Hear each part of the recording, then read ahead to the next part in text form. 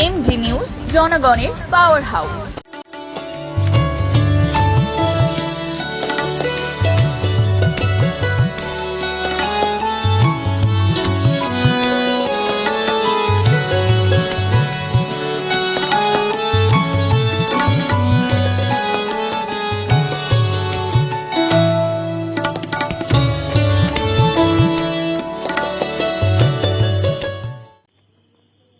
আবারও বড়সড় ভাঙন, কংগ্রেস ছেড়ে তৃণমূল কংগ্রেসে যোগদান শামশেরগঞ্জে।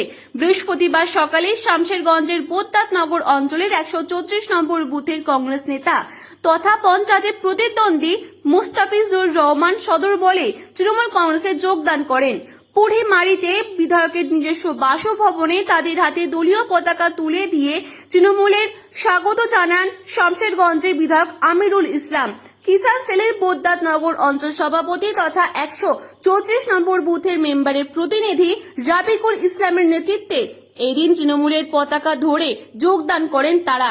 এই সময় বিধায়কের পাশাপাশি উপস্থিত ছিলেন ব্লক তৃণমূল কংগ্রেসের সভাপতি শহীদুল ইসলাম, সহসভাপতি মাস্টার মোহাম্মদ সানাউল্লাহ, বোদ্দাতনগর অঞ্চল তৃণমূল কংগ্রেসের সভাপতি সাদে মান আলী, প্রধান প্রতিনিধি নওসাদ আলী, যুব সভাপতি ইভেন সাউথ, শিক্ষক কালাম আজাদ, কিষাণ সেলের বোদ্দাতনগর অঞ্চল সভাপতি তথা 134 নম্বর বুথের মেম্বারের প্রতিনিধি রাবিকুল ইসলাম সহ অন্যান্য নেতৃত্ববৃন্দ।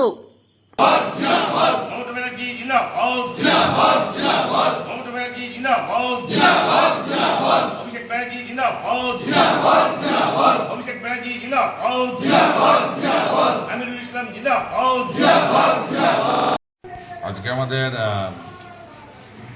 বোগদাননগর গ্রাম পঞ্চায়েতের যে প্রতাপগঞ্জ 134 নম্বর বুথ, সেখানে আমাদের যে গ্রাম পঞ্চায়েত সদস্যের প্রতিনিধি আছে আমাদের রাব্বেকুল, তার উদ্যোগে এবং আমাদের গত বছর পঞ্চায়েত নির্বাচনে কংগ্রেস দলের প্রার্থী হিসেবে প্রতিদ্বন্দ্বিতা করেছিলেন মুস্তাফিজুর রহমান, তার নেতৃত্বে সেখানে মোশাররফ হোসেন, শামীম হাসান, বেনু শেখ, তৌফিক শেখ, সানাউল শেখ, কবিবুর শেখ, রাকিব শেখ, ইমতিয়াজ আহমেদ, ইমাম শেখ, আব্দুল আলিম, আরও অনেকেই আছেন।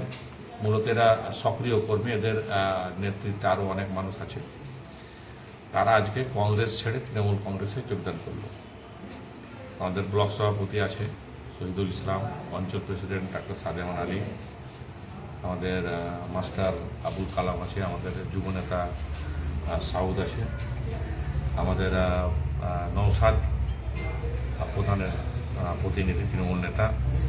তাদের উপস্থিতিতেই আজকে আমরা তাদেরকে দলে যোগদান করলাম। তাদেরকে দলে আমরা স্বাগত জানাচ্ছি এবং সবাই একসঙ্গে কাঁধে কাঁধ মিলিয়ে আগামী দিনে তৃণমূল কংগ্রেসকে শক্তিশালী করার জন্য সেখানে কাজ করবে, যাতে তৃণমূল কংগ্রেস আরও শক্তিশালী হয়, সেটা আমাদের সবাই অঙ্গীকারবদ্ধ।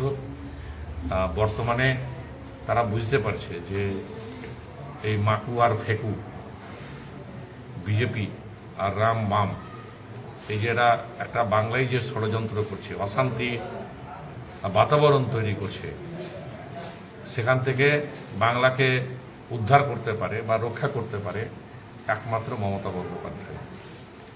আজকে সেই উপলব্ধি থেকেই তারা কিন্তু তৃণমূল কংগ্রেসে যোগদান করেছে।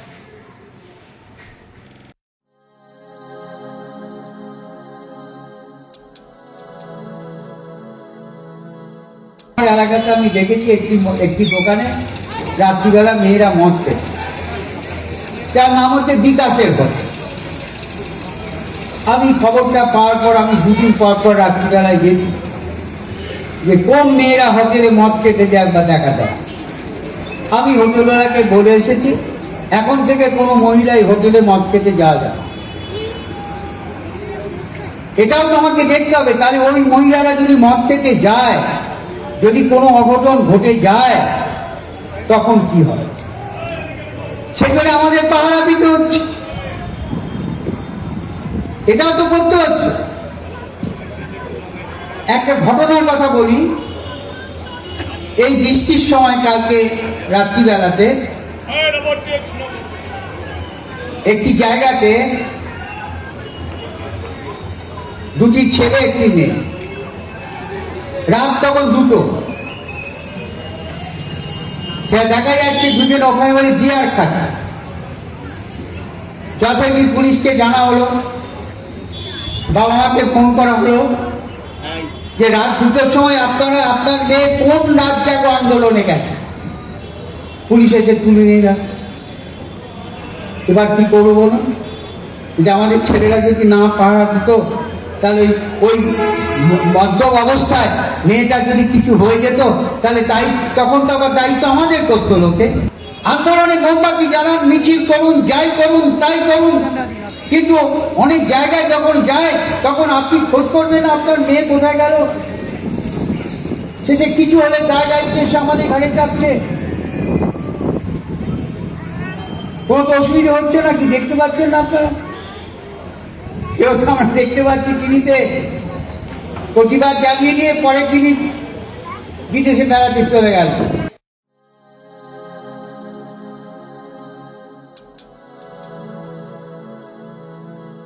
के लोकप्रिय मुख्यमंत्री मेरे बड़े भाई अरविंद केजरीवाल जी आज इस्तीफा दे रहे हैं। मैं आज ये जरूर कहना चाहती हूँ आम आदमी पार्टी के सभी विधायकों की तरफ से, दिल्ली की 2 करोड़ जनता की तरफ से, कि दिल्ली का एक ही मुख्यमंत्री है और उस मुख्यमंत्री का नाम अरविंद केजरीवाल है। केजरीवाल दिल्ली के लोगों का भरोसा चाहते हैं। अरविंद केजरीवाल दिल्ली के लोगों का, उनकी ईमानदारी पे भरोसा चाहते हैं। इसलिए अरविंद केजरीवाल दिल्ली की जनता के बीच में जनादेश के लिए जाना चाहते हैं कि जब दिल्ली की जनता ये भरोसा दिखाएगी, जब दिल्ली की जनता ये कहेगी अरविंद केजरीवाल ईमानदार हैं, तभी वो मुख्यमंत्री की कुर्सी पे बैठेंगे।